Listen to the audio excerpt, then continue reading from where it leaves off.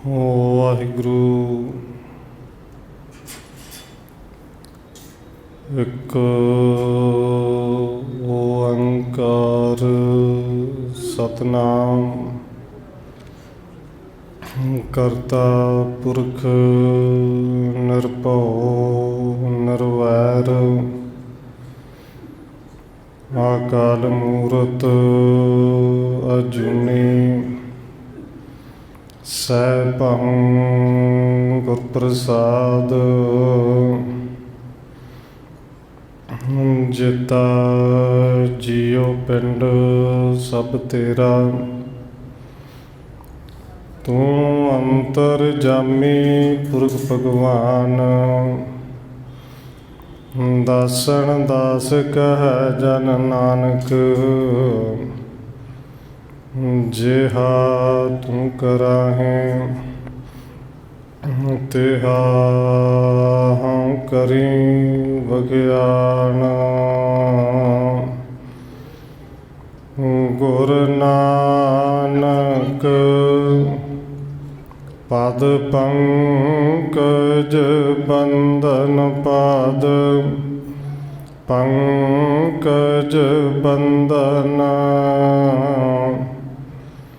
ਸਿਮਰਾ ਅੰਗਦ ਦੁਖ ਨਿਕੰਦਨ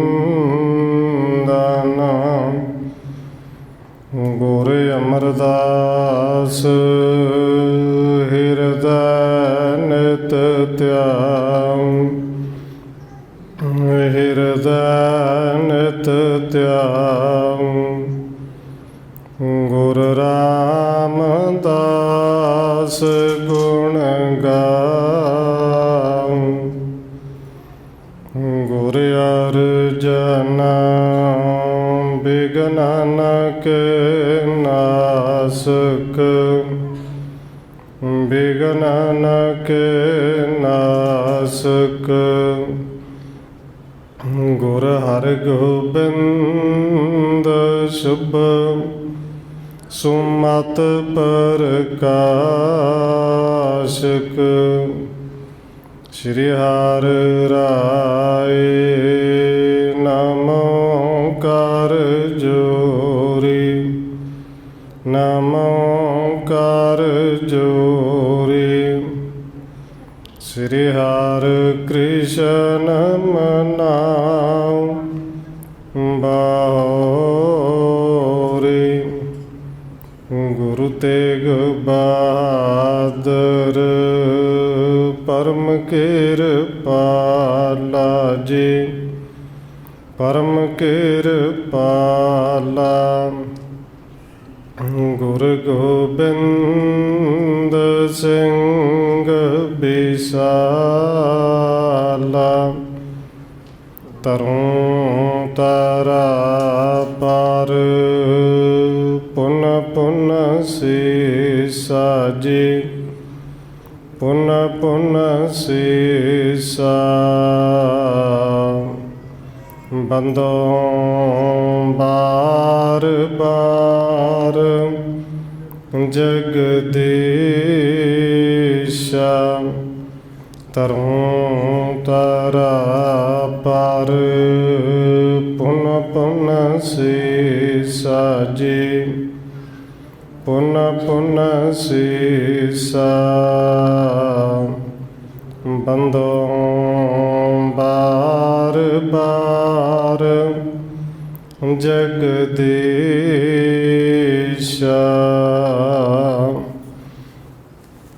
ਜਿਸ ਮੈਂ ਅੰਮ੍ਰਿਤ ਗਿਆਨ ਹੈ ਮਾਣਕ ਭਗਤ ਬੈਰਾਗ ਸ਼੍ਰੀ ਗੁਰੂ ਗ੍ਰੰਥ ਸਾਹਿਬ ਉਦਦ ਬੰਦੋਂ ਕਰ ਅਨੁਰਾਗ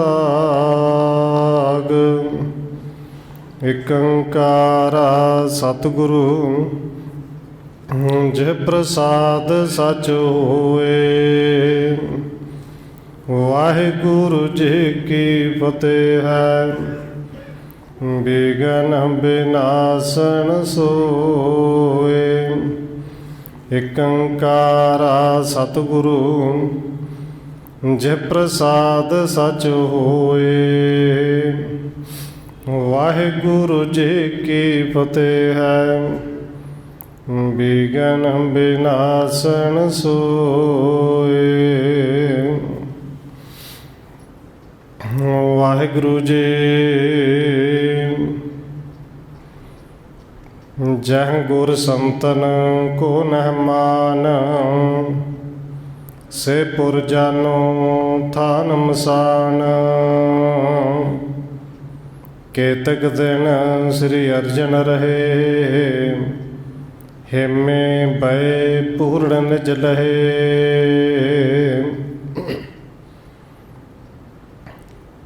ਪਰਮ ਸਨਮਾਨਯੋਗ ਸਤਿਗੁਰੂ ਚਵਰ ਛਤਰ ਤਖਤ ਦੇ ਮਾਲਕ ਹਾਜ਼ਰਾ ਹਜੂਰ ਜਹਰਾ ਜਹੂਰ ਸ਼ਬਦ ਗੁਰੂ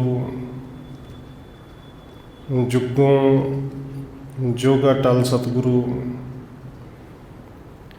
ਧੰਨ ਸ਼੍ਰੀ ਗੁਰੂ ਗ੍ਰੰਥ ਸਾਹਿਬ ਮਹਾਰਾਜ ਸੱਚੇ ਪਾਤਸ਼ਾਹ ਜੀ ਦੀ ਪਾਵਨ ਪਵਿੱਤਰ ਹਜ਼ੂਰੀ ਅੰਦਰ ਜੁੜ ਬੈਠੇ ਸਤਸੰਗੀ ਜਨੋ, ਆਪ ਜੀ ਵੱਡੇ ਭਾਗਾਂ ਵਾਲੇ ਹੋ ਜੋ ਸਤਿਕਾਰਯੋਗ ਧੰਨ ਮਾਤਾ ਰਾਜ ਕੌਰ ਜੀ ਦੇ ਪਾਵਨ ਸਥਾਨ ਗੁਰਦੁਆਰਾ ਮੰਜੀ ਸਾਹਿਬ ਵਿਖੇ ਸ਼ਾਮਾਂ ਦੇ ਦੀਵਾਨਾਂ ਦੀਆਂ ਹਾਜ਼ਰੀਆਂ ਭਰ ਰਹੇ ਹੋ।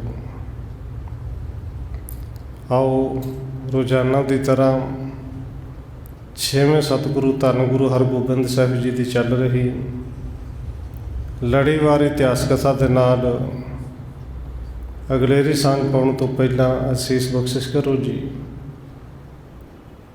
ਰਸਨਾ ਨੂੰ ਕਰੋ ਪਵਿੱਤਰ, ਜਿਤਨੇ ਵੀ ਜੁੜ ਬੈਠੇ ਹੋ ਲਵਾਓ ਹਾਜ਼ਰੀ ਆਖੋ ਜੀ। ਵਾਹਿਗੁਰੂ ਜੀ ਕਾ ਖਾਲਸਾ, ਵਾਹਿਗੁਰੂ ਜੀ ਕੀ ਫਤਿਹ। ਜਹ ਗੁਰ ਸੰਤਨ ਕੋ ਨਹਿਮਾਨ ਸੇ ਪੁਰ ਜਾਨੋ ਥਾਨ ਮਸਾਨ। ਕਵੀ ਰਾਜ ਕਵੀ ਸੰਤੋਖ ਸਿੰਘ ਜੀ ਅੱਗੇ ਲਿਖ ਰਹੇ ਨੇ ਕਿ ਜਿਵੇਂ ਕੱਲ੍ਹ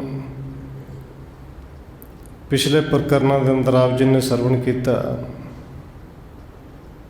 ਧੰਨ ਗੁਰੂ ਹਰਗੋਬਿੰਦ ਸਾਹਿਬ ਮਹਾਰਾਜ ਸੱਚੇ ਪਾਤਸ਼ਾਹ ਜੀ ਪਿੰਡ ਪੱਠੇ ਵਿੰਡ ਦੇ ਨੇੜੇ ਪਹੁੰਚੇ ਨੇ। ਬਾਰ-ਬਾਰ ਇੱਕ ਥਾਂ 'ਤੇ ਨਮਸਕਾਰ ਕੀਤੀ ਔਰ ਜਦੋਂ ਸਿੱਖਾਂ ਨੇ ਪੁੱਛਿਆ ਸਤਿਗੁਰੂ ਜੀ ਇਹ ਸਥਾਨ ਕੈਸਾ ਹੈ, ਸਤਿਗੁਰੂ ਜੀ ਕਹਿੰਦੇ ਨੇ ਪਿਤਾ ਗੁਰੂ ਧੰਨ ਗੁਰੂ ਅਰਜਨ ਦੇਵ ਮਹਾਰਾਜ ਜੀ ਦਾ ਸਥਾਨ ਹੈ। ਔਰ ਜਦੋਂ ਬਾਬਾ ਭਾਨਾ ਜੀ ਪੁੱਛਦੇ ਨੇ ਕਿ ਇਸ ਸਥਾਨ ਦਾ ਇਤਿਹਾਸ ਕੀ ਹੈ, ਸਤਿਗੁਰੂ ਜੀ ਨੇ ਇਸ਼ਾਰਾ ਕੀਤਾ ਕਿ ਭਾਈ ਬਿਧੀ ਚੰਦ ਉਦੋਂ ਨਾਲ ਸਨ ਜਦੋਂ ਗੁਰੂ ਜੀ ਇੱਥੇ ਆਏ ਸਨ। ਇਹ ਸਾਰਾ ਇਹਨਾਂ ਨੇ ਅੱਖੀਂ ਦੇਖਿਆ ਹੈ, ਇਹ ਸੁਣਾਉਣਗੇ ਔਰ ਭਾਈ ਬਿਧੀ ਚੰਦ ਉਹ ਕਥਾ ਸੁਣਾ ਰਹੇ ਨੇ ਕਿ ਗੁਰੂ ਅਰਜਨ ਦੇਵ ਮਹਾਰਾਜ ਜੀ ਇਸ ਪਿੰਡ ਦੇ ਵਿੱਚ ਆਏ। ਪਿੰਡ ਦਾ ਨਾਂ ਖਾਨਪੁਰਾ ਸੀ। ਘਰ ਬੜੇ ਵੱਡੇ ਵੱਡੇ ਸਨ, ਚੁਬਾਰੇ ਸਨ, ਪਰ ਲੋਕਾਂ ਨੇ ਰਾਤ ਰਹਿਣ ਵਾਸਤੇ ਥਾਂ ਨਹੀਂ ਦਿੱਤੀ। ਸਰਦੀ ਦੇ ਦਿਨ ਸਨ, ਉੱਤੋਂ ਮੀਂਹ ਵੀ ਪੈਂਦਾ ਸੀ। ਅਤੇ ਭਾਈ ਬਿਧੀ ਚੰਦ ਜੀ ਕਹਿੰਦੇ ਨੇ ਜਦੋਂ ਅਸੀਂ ਗੁਰੂ ਸਾਹਿਬ ਨੂੰ ਕਿਹਾ ਕਿ ਸਾਹਮਣੇ ਪਿੰਡ ਹੈ, ਬਾਹਰ ਖੁੱਲ੍ਹੇ ਦੇ ਵਿੱਚ ਠੰਡ ਬੜੀ ਹੈ, ਰਾਤ ਕਿਵੇਂ ਕੱਢਾਂਗੇ। ਪਿੰਡ 'ਚ ਜਾ ਕੇ ਇਹਨੇ ਕੋਈ ਜੰਝ ਕਰ ਹੋਏਗਾ, ਕੋਈ ਬਾਹਰੋਂ ਆਏਗਾ ਲਈ ਠਹਿਰਨ ਦਾ ਕੋਈ ਨਾ ਕੋਈ ਇੰਤਜ਼ਾਮ ਹੋਣਾ ਹੈ। ਔਰ ਸਤਿਗੁਰੂ ਕਹਿੰਦੇ ਭਾਈ ਜਾਓ ਪਹਿਲੋਂ ਵੇਖ ਆਓ, ਜੇ ਕਿਤੇ ਹੈ ਤਾਂ ਫਿਰ ਬੁਲਾ ਲਿਓ। ਭਾਵੇਂ ਜੰਝ ਕਰ ਹੈ ਵੀ ਸੀ, ਪਰ ਪਿੰਡ ਵਾਲਿਆਂ ਨੇ ਕਿਉਂਕਿ ਰੁਪਈਏ ਪੈਸਾ ਦਾ ਮਾਣ ਅਤੇ ਹੰਕਾਰ ਬੜਾ ਸੀ, ਕਿਸੇ ਨੇ ਰਾਤ ਰਹਿਣ ਵਾਸਤੇ ਥਾਂ ਨਹੀਂ ਦਿੱਤੀ। ਔਰ ਸਤਿਗੁਰੂ ਜੀ ਕਹਿੰਦੇ ਨੇ ਚਲੋ ਭਾਈ ਫਿਰ ਇੱਥੇ ਇੱਕ ਝੁੱਗੀ ਹੈ, ਸਾਡਾ ਬੜਾ ਹੀ ਪਿਆਰਾ ਇੱਕ ਸਿੱਖ ਰਹਿੰਦਾ ਭਾਈ ਹੇਮਾਪੂੰ ਦੇ ਘਰ ਚੱਲੀਏ। ਔਰ ਕੱਲ੍ਹ ਆਪ ਜੀ ਨੇ ਸਰਵਣ ਕੀਤਾ ਝੁੱਗੀ ਕੱਖਾਂ ਦੀ ਹੈ। ਭਾਈ ਹੇਮੇ ਨੇ ਪਾਟੀ ਜੀ ਉੱਤੇ ਕੰਬਲੀ ਲਈ ਹੈ, ਪਰ ਜਦੋਂ ਉਹਨੇ ਗੁਰੂ ਕੇ ਸਿੱਖਾਂ ਨੂੰ ਦੇਖਿਆ, ਗੁਰੂ ਸਾਹਿਬ ਨੂੰ ਦੇਖਿਆ, ਖੁਸ਼ੀ ਦੇ ਨਾਲ ਉਹ ਫੁੱਲਿਆ ਨਹੀਂ ਸਮਾਇਆ ਕਿ ਆਪਣੇ ਹੱਥੀਂ ਕੁਝ ਅਨਾਜ ਮੰਗ ਕੇ ਕਹਿੰਦੇ ਨੇ ਲਿਆਇਆ ਸੀ ਜਾਂ ਉਹ ਦਿਹਾੜੀ ਕਰਕੇ ਲਿਆਇਆ। ਉਹ ਆਪਣੇ ਹੱਥਾਂ ਨਾਲ ਪੀ ਰਿਹਾ ਸੀ। ਔਰ ਗੁਰੂ ਸਾਹਿਬ ਜੀ ਜਦੋਂ ਗਏ, ਆਪਣੀ ਉਹੀ ਕੰਬਲੀ ਥੱਲੇ ਪਾਟੀ ਵਿਛਾਈ, ਗੁਰੂ ਸਾਹਿਬ ਨੂੰ ਬਿਠਾਇਆ, ਅਨਾਜ ਪੀ ਕੇ ਪ੍ਰਸ਼ਾਦਾ ਤਿਆਰ ਕਰਕੇ ਸਤਿਗੁਰੂ ਜੀ ਨੂੰ ਛਕਾਇਆ। ਔਰ ਛਕਾਉਂਦਿਆਂ ਹੋਇਆਂ ਬੇਨਤੀ ਕੀਤੀ ਕਿ ਸਤਿਗੁਰੂ ਜੀ ਤੁਸੀਂ ਇਸ ਗਰੀਬ ਨੂੰ ਨਵਾਜਿਆ ਹੈ, ਨਹੀਂ ਤਾਂ ਸਾਡੇ ਵਰਗਿਆਂ ਦੇ ਤਾਂ ਲੋਕ ਘਰ ਵਿੱਚ ਨਹੀਂ ਆਉਂਦੇ, ਗਰੀਬ ਜਾਣ ਕੇ ਦੂਰੋਂ ਨਿਕਲ ਜਾਂਦੇ ਨੇ। ਔਰ ਉੱਥੇ ਗੁਰੂ ਸਾਹਿਬ ਨੇ ਫਿਰ ਉਸ ਅਕਾਲ ਪੁਰਖ ਦੀ ਸਿਫਤ ਕਰਦੇ ਹੋਏ ਬਚਨ ਕਹੇ। ਸੂਹੀ ਰਾਗ ਵਿੱਚ ਗੁਰੂ ਸਾਹਿਬ ਨੇ ਸ਼ਬਦ ਉਚਾਰਨ ਕੀਤਾ ਕਿ ਭਾਈ ਹਿੰਮਿਆ ਤੇਰੀ ਛੱਪੜੀ ਤਾਂ ਬੜੀ ਸੋਹਣੀ ਹੈ, ਭਲੇ ਸ਼ਹਾਵੇ ਛਾਪਰੀ ਜਾ ਮਹਿ ਗੁਣ ਗਾਏ। ਜਿੱਥੇ ਰੱਬ ਦੇ ਗੁਣ ਗਾਏ ਜਾਣ ਬੜੀ ਭਲੀ ਹੈ।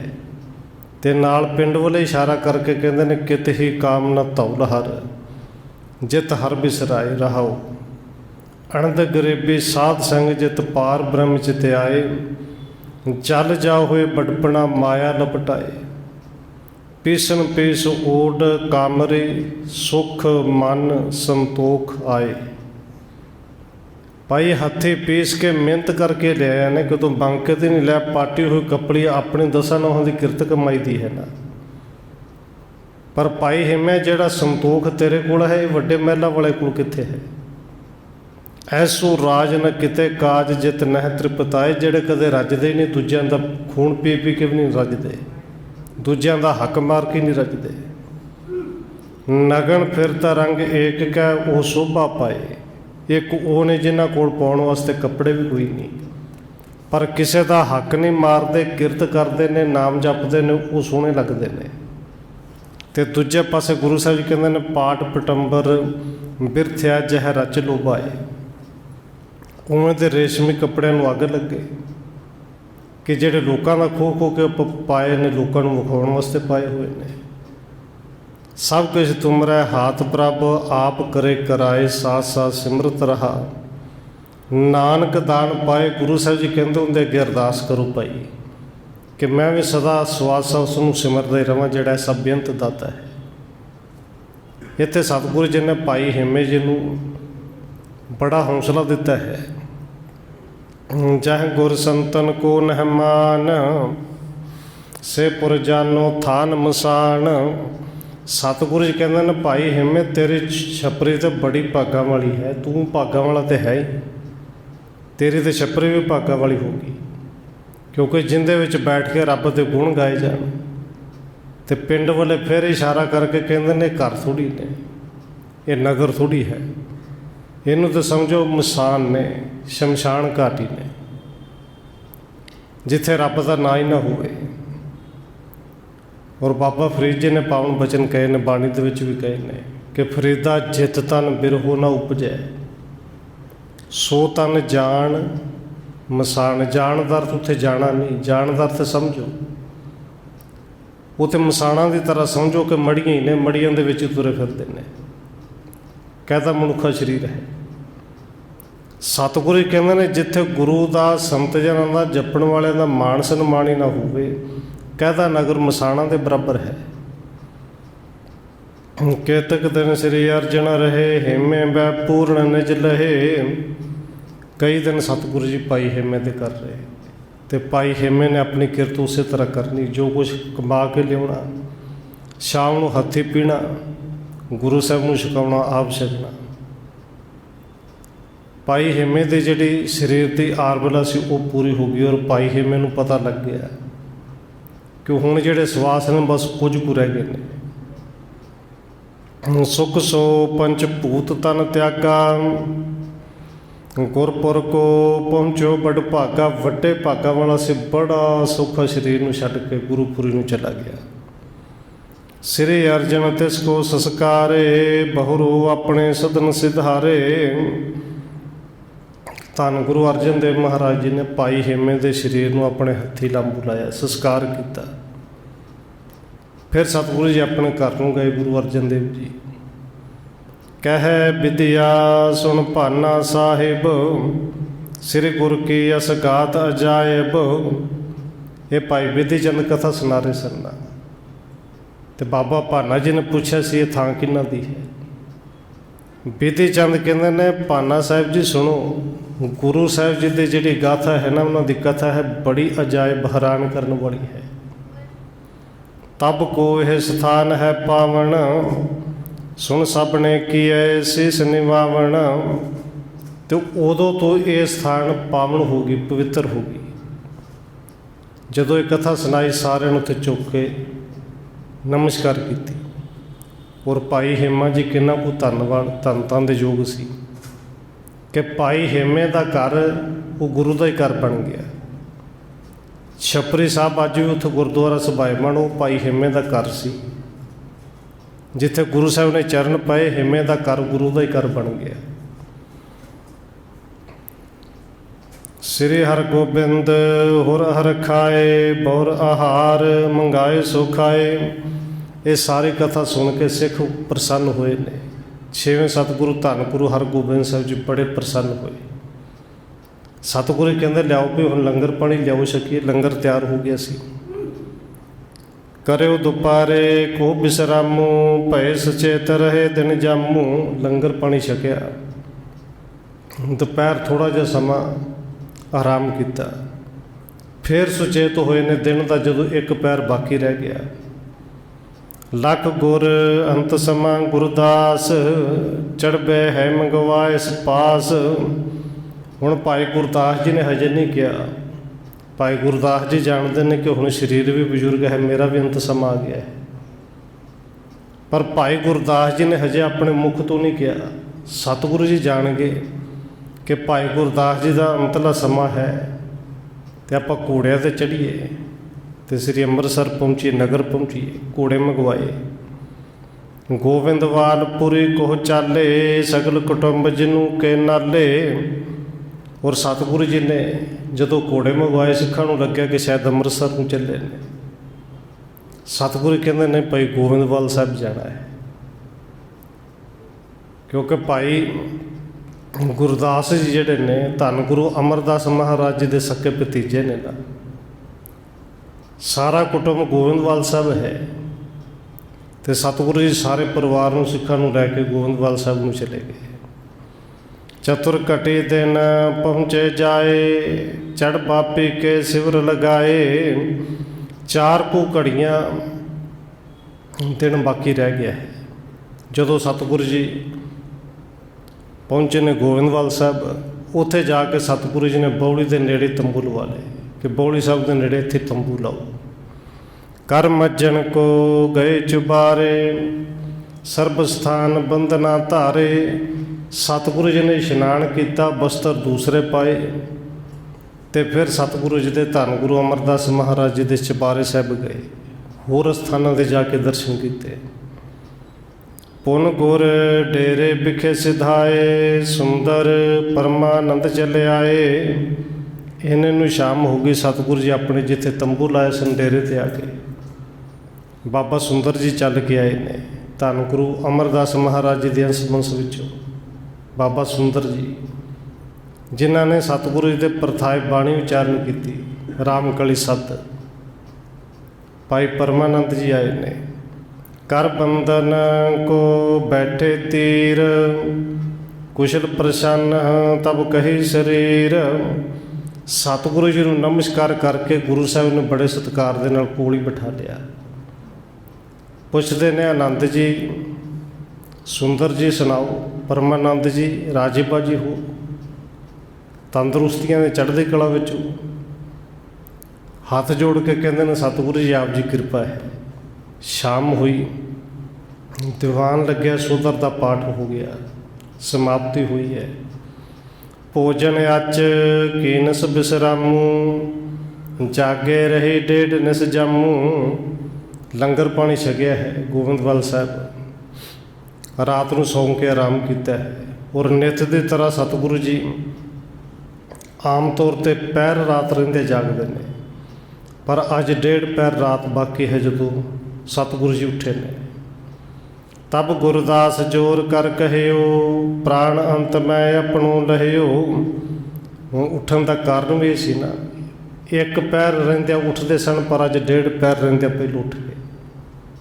ਭਾਈ ਗੁਰਦਾਸ ਜੀ ਉੱਠੇ ਨੇ, ਆ ਕੇ ਸਤਿਗੁਰੂ ਜੀ ਅੱਗੇ ਦਿਨ ਚੜੇ ਬਾਹਰ ਹੁੰਦੇ ਨੇ ਤੰਬੂ 'ਚੋਂ। ਭਾਈ ਗੁਰਦਾਸ ਜੀ ਆਪ ਚੱਲ ਕੇ ਆ ਗਏ ਕਿ ਸਤਿਗੁਰੂ ਜੀ ਕਿਰਪਾ ਕਰੋ, ਹੁਣ ਅੰਤਲਾ ਸਮਾਂ ਆ ਗਿਆ ਹੈ, ਆਪ ਜੀ ਤੇ ਦਰਸ਼ਨ ਕਰਨ ਆਇਆ।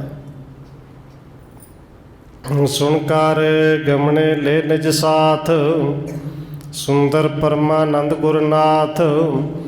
ਇਹ ਸੁਣ ਕੇ ਸਤਿਗੁਰੂ ਧੰਨ ਗੁਰੂ ਹਰਗੋਬਿੰਦ ਸਾਹਿਬ ਜੀ ਆਪਣੇ ਨਾਲ ਲੈ ਕੇ ਭਾਈ ਗੁਰਦਾਸ ਜੀ ਨੂੰ ਕਹਿੰਦੇ ਤੁਸੀਂ ਆਪਣੇ ਟਿਕਾਣੇ 'ਤੇ ਚੱਲੋ। ਬਾਬਾ ਸੁੰਦਰ ਜੀ ਬਾਬਾ ਪਰਮਾਨੰਦ ਗੁਰੂ ਸਾਹਿਬ ਜੀ ਦੇ ਨਾਲ ਨੇ ਕਿ ਤੁਸੀਂ ਆਪਣੇ ਆਸਣ 'ਤੇ ਚੱਲੋ, ਆਪਣੇ ਟਿਕਾਣੇ 'ਤੇ ਚੱਲੋ, ਮੈਂ ਤੁਹਾਡੇ ਕੋਲ ਆਪ ਚੱਲ ਕੇ ਆਵਾਂਗਾ ਅੰਤਲੇ ਸਮੇਂ।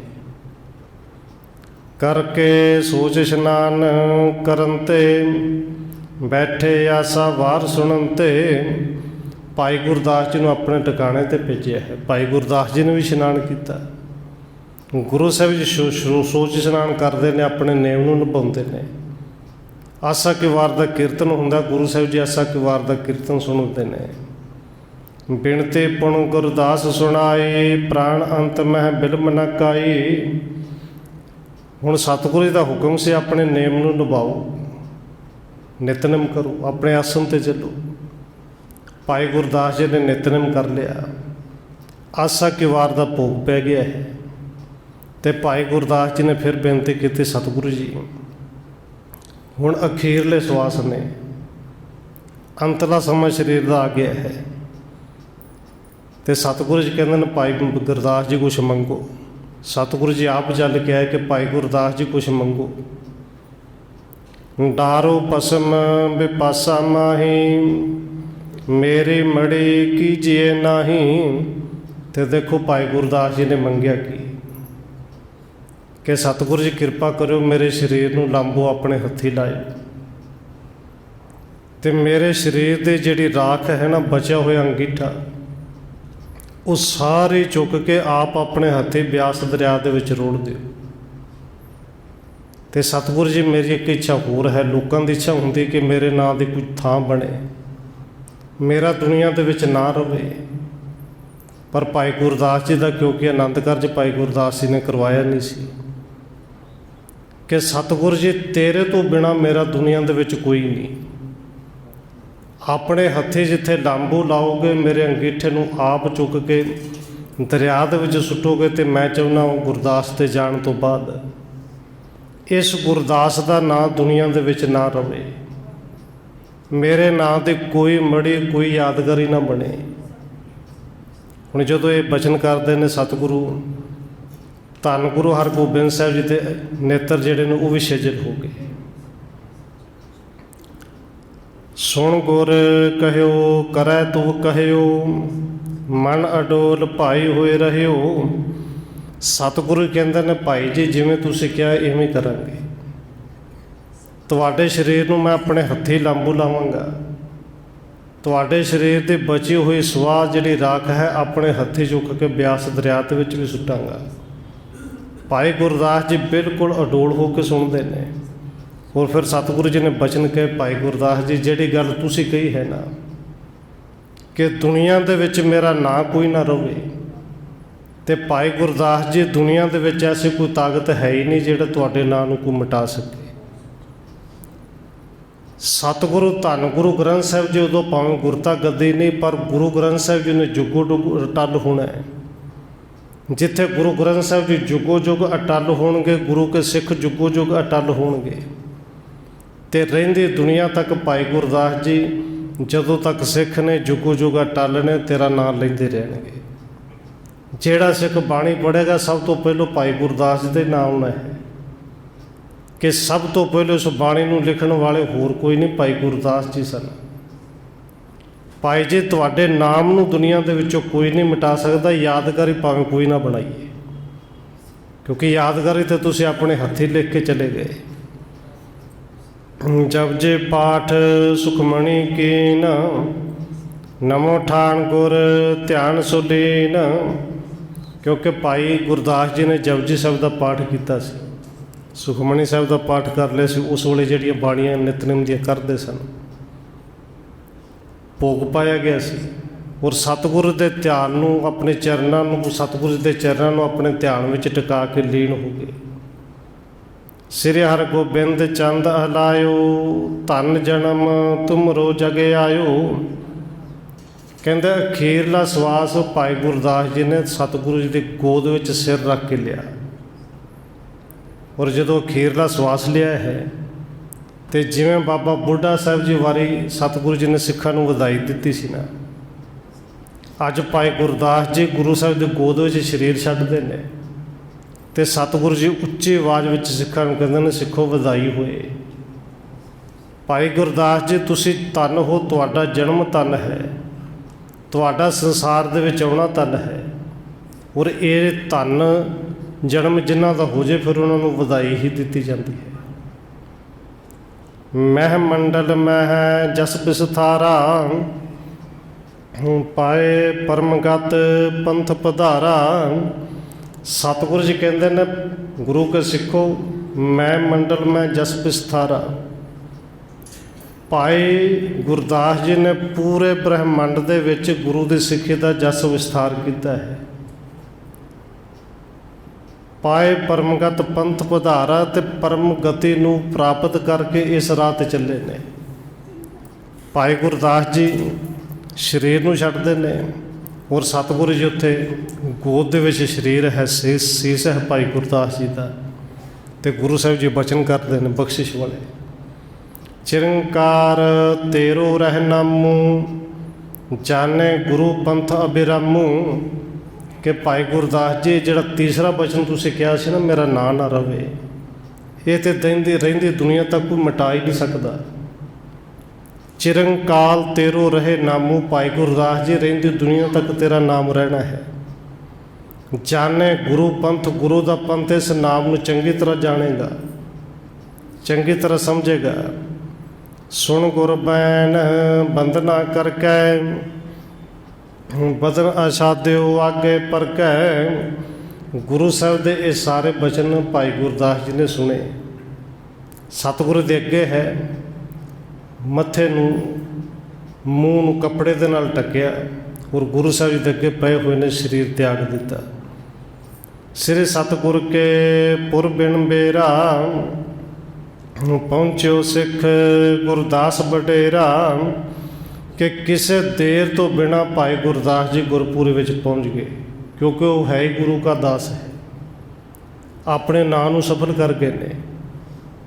ਔਰ ਦੇਖੋ ਬਾਬਾ ਕਬੀਰ ਜੀ ਨੇ ਪਾਵਨ ਬਚਨ ਕਹੇ ਨੇ, ਮਰਨਾ ਸਭ ਨੇ ਹੈ ਸਰੀਰ ਕਰਕੇ, ਪਰ ਇਹ ਕਿਸੇ ਨੂੰ ਨਹੀਂ ਪਤਾ ਕਿ ਮਰਨਾ ਐਕਸੀਡੈਂਟ ਦੇ ਨਾਲ ਹੈ, ਬਿਜਲੀ ਲੱਗ ਕੇ ਮਰਨਾ, ਪਾਣੀ 'ਚ ਡੁੱਬ ਕੇ ਮਰਨਾ ਹੈ, ਕਿ ਕਈ ਮਹੀਨੇ ਮੰਜੇ 'ਤੇ ਤੜਪ ਤੜਪ ਕੇ ਮਰਨਾ, ਇਹ ਕਿਸੇ ਨੂੰ ਨਹੀਂ ਪਤਾ। ਬਾਬਾ ਕਬੀਰ ਜੀ ਕਹਿੰਦੇ ਨੇ, ਸੱਚ ਮੈਨੂੰ ਵੀ ਨਹੀਂ ਪਤਾ, ਕਿਸੇ ਨੂੰ ਨਹੀਂ ਪਤਾ, ਪਰ ਇੱਕ ਗੱਲ ਪੱਕੀ ਹੈ, ਜੇ ਮਰਨ ਵੇਲੇ ਰੱਬ ਚੇਤੇ ਹੋਵੇ, ਸਾਈਂ ਮਨ ਤੋਂ ਵਿਸਰੇ ਨਾ, ਤੇ ਮੌਤ ਜਿਵੇਂ ਦੀ ਮਰਜ਼ੀ ਹੋਵੇ ਪਰ ਮਰਨਾ ਸੌਖਾ ਹੋ ਜਾਂਦਾ ਹੈ। ਫਿਰ ਸਰੀਰ ਦਾ ਦੁੱਖ ਜਿੱਡਾ ਮਰਜ਼ੀ ਵੱਡਾ ਹੋਵੇ, ਉਹ ਦੁੱਖ ਹੀ ਕਰ ਹੀ ਨਹੀਂ ਸਕਦਾ। ਬਾਬਾ ਕਬੀਰ ਜੀ ਦੇ ਪਾਵਨ ਬਚਨ ਆਪਾਂ ਪੜ੍ਹਨੇ, ਕਬੀਰ ਕਿਆ ਜਾਨਾ ਕਿ ਵ ਮਰੇਂਗੇ, ਕੈਸਾ ਮਰਨਾ ਹੋਏ, ਜੇਕਰ ਸਾਹਿਬ ਮਨੋਂ ਨਾ ਵਿਸਰੈ, ਤਾਂ ਸਹਿਲਾ ਮਰਨਾ ਹੋਏ। ਤੇ ਭਾਈ ਗੁਰਦਾਸ ਜੀ ਤੇ ਮਨੋਂ ਕਦੇ ਵਿਸਰੀ ਨਹੀਂ, ਬੜੇ ਸੌਖੇ ਢੰਗ ਦੇ ਨਾਲ ਕਹਿੰਦੇ ਭਾਈ ਗੁਰਦਾਸ ਜੀ ਗੁਰਪੁਰੀ ਪਹੁੰਚ ਗਏ। ਸ੍ਰੀ ਹਰਗੋਬਿੰਦ ਦੇਖਤੇ ਆਗੇ, ਇਹ ਧਨ ਜਿਨ ਪ੍ਰਾਣ ਤਿਆਗੇ। ਕਿ ਗੁਰੂ ਸਾਹਿਬ ਜੀ ਦੇ ਦਰਸ਼ਨ ਕਰਦੇ ਹੋਏ, ਗੁਰੂ ਹਰਗੋਬਿੰਦ ਸਾਹਿਬ ਜੀ ਦੇ ਦਰਸ਼ਨ ਕਰਦੇ ਹੋਏ, ਗੁਰੂ ਸਾਹਿਬ ਦੇ ਚਰਨਾਂ ਦੇ ਵਿੱਚ ਪੈ ਕੇ ਜਿਹਨੇ ਪ੍ਰਾਣ ਛੱਡੇ ਹੋਣ। ਤੇ ਕਵੀ ਸੰਤੋਖ ਸਿੰਘ ਜੀ ਲਿਖਦੇ ਨੇ, ਇਹ ਧਨ ਜਿਨ ਪ੍ਰਾਣ ਤਿਆਗੇ, ਉਹ ਸਿੱਖ ਧਨ ਨੇ। ਔਰ ਸਤਿਗੁਰੂ ਧੰਨ ਗੁਰੂ ਹਰਗੋਬਿੰਦ ਸਾਹਿਬ ਜੀ ਦੇ ਚਰਨਾਂ ਦੇ ਵਿੱਚ ਤੇ ਬੜੇ ਕਰਨੀ ਵਾਲੇ ਸਿੱਖ ਗਏ। ਜਦੋਂ ਪਿੱਛੇ ਇਤਿਹਾਸ ਆਪਾਂ ਸਾਰਾ ਪੜ੍ਹ ਕੇ ਆਏ ਹਾਂ, ਭਾਈ ਸੱਤਾ ਤੇ ਬਲਵੰਡ ਗੁਰੂ ਕੇ ਕੀਰਤਨੇ ਸਿੱਖ ਜਿਨ੍ਹਾਂ ਦੀ ਬਾਣੀ ਦਰਜ ਹੈ, ਇਹ ਛੇਵੇਂ ਪਾਤਸ਼ਾਹ ਜੀ ਦੇ ਸਾਹਮਣੇ ਗੁਰੂ ਸਾਹਿਬ ਦੇ ਚਰਨਾਂ ਦੇ ਵਿੱਚ ਸਿਰ ਰੱਖ ਕੇ ਇਹਨਾਂ ਨੇ ਅਖੀਰਲਾ ਸਵਾਸ ਲਿਆ ਸੀ। ਬਹੁਤ ਸਾਰੇ ਸਿੱਖ ਨੇ, ਭਾਈ ਅਦਲੂ ਵਰਗੇ, ਬਾਬਾ ਬੁੱਢਾ ਸਾਹਿਬ ਜੀ, ਤੇ ਅੱਜ ਭਾਈ ਗੁਰਦਾਸ ਜੀ, शरीर नूं छड्ड के चले गए ने। सतगुरु जी ने तो कृपा की। आसा वार भोग तब पायो, हाथ जोर सब शीस निभायो। कि आसा की वार दे भोग तो पहलों शरीर छड्डिया है, उधरों आसा की वार का भोग पाया। सारे ने अरदास तो बाद शीस झुकाया, नमस्कार की। संस्कारण तैयारी करवाई, चाहित सोच सब मंगवाई। सतगुरु जी ने हुण संस्कार करने वास्ते तैयारी करवाई, क्योंकि भाई गुरदास जी कह के गए सन अपने हथी संस्कार करे। पाना आदिक चले उठाए, कीमत अधिक दुशाले पाए। भाई गुरदास जी के शरीर के उत्ते बहुत कीमती दुशाले पाए गए। बाबा भाना जी आदिक सिखा ने भाई गुरदास जी के पावन शरीर में चुकया है। सूरज मल कर चौर चुलावै, संखण के तुन बहुत बजावै। बाबा सूरजमल जी ने चौर फड़ी है। चौर सब भाई गुरदास जी दुतों की चलाते हैं। गमनत शब्द रवाबे गावत, तीर बबासा के चल जावत। नाल रवाबी सिख जिहड़े ने शब्दों का गायन करते जाते हैं। ब्यास दरिया के कंढे ते पहुँचे ने। फूलत की बरखा बहु करे, देख चिखा के उपर धरे। सिखा ने भाई गुरदास जी ते बहुत सारी फूलों की बरखा की, चिखा चिनी गई। भाई गुरदास जी का शरीर जिहड़ा चिखा उत्ते रखा गया। कर अपने गुर लांबू लायो, जथा जोग सब कर्म करायो। सतगुरु जी ने अपने हथे भाई गुरदास जी के शरीर नूं संस्कार किया है, लांबू लाया है। तो जथा जोग जिवें उस वेले की रस्म से संस्कार की उसारी की। सकल दगद कर नदी नहाए, दही तिलांजल ले तसनाए। कहते संस्कार करने तो बाद सारे ने इशनान किया नदी दे विच। चौंके शब्द भोग को पाए, कर अरदास गुरुपुर जाए। शब्द चौंकी लगी है, बिलावल की चौंकी का भोग पाया गया। उत्थे भाई गुरदास जी के नाम की अरदास की गई। तो फिर सतगुरु जी नगर दे विच आए ने। पंचामृत तबे बरताए, बरनत गुण निवेश को आए। हुण इत्थे कड़ा प्रसादी देग वरताई गई। गुरु साहब जी के गुण, भाई गुरदास जी के गुण गाउंदे होए सिख घरां नूं जांदे ने, आपो अपने ठिकाणे ते जांदे ने। गुर टिक पुर जन मिल समुदाय, बैठ बात गुरदास चलाए। नगर दे सारे लोग इकट्ठे हुए ने, गुरु घर दे विच आपस में जुड़ मिल के बैठते हैं। तो सारे भाई गुरदास जी दी गल्लां चल रही ने। भाई गुरदास जी के गुण सारे गाउंदे ने। चौथे दिवस अस्तता चन लीन, पसम पासा प्राप्त कीन। भाई गुरदास जी कहते सन, मेरी सवाह नूं राख नूं चुक के ब्यास दरिया च सट्टिओ, परवाह कर दो। चौथे दिन सतगुरु जी आए ने, सारे अंगीठे नूं बोरे च पाया है। उस भस्म नूं ब्यास दरिया दे विच परवाह कर दिता। पापी मह इशनान कर तबै, नमो करी पूजन थल सबै। कहते वो थां भी पूजन योग हो गया। सारे ने इशनान किया है। भाई गुरदास जी नूं उन्हां दे अंगीठे नूं संभालिया है। तत्सेन है पर कर असवारी, चले सुदासर पंथ मझारी। फिर सतगुरु जी ये सारे संस्कार तो बाद, अंगीठे नूं संभण तो बाद गुरु साहब ने तैयारी करवाई कि हुण छेती दे नाल तैयार होए ने ते अमृतसर दे राह ते चल गए ने। हुण अमृतसर पहुंचीए, क्योंकि अमृतसर तो आया में बड़ा समा हो गया सी। ये जलंधर वाली जिथे आप जी सरवण करके आए हुए सारी जंग हुई, उस तो बाद गुरु साहब जिस पासे नूं आए। हुण सतगुरु जी चाहुंदे ने कि अमृतसर जाके अपने घर की खबरसार भी लईए, उत्थे भी सिख संगतां नूं दर्शन दईए, उन्हां दे दर्शन लईए। इत्थे कवि संतोख सिंह जी ने ये अध्याय नंबर 14 इत्थे खत्म किया है। अध्याय नंबर 15 इत्थों शुरू करते फिर लिखते ने, दोहरा सुंदर परमानंद को अपर सर्ब परवार, जथा जोग मिल कर सबन है होए असवार।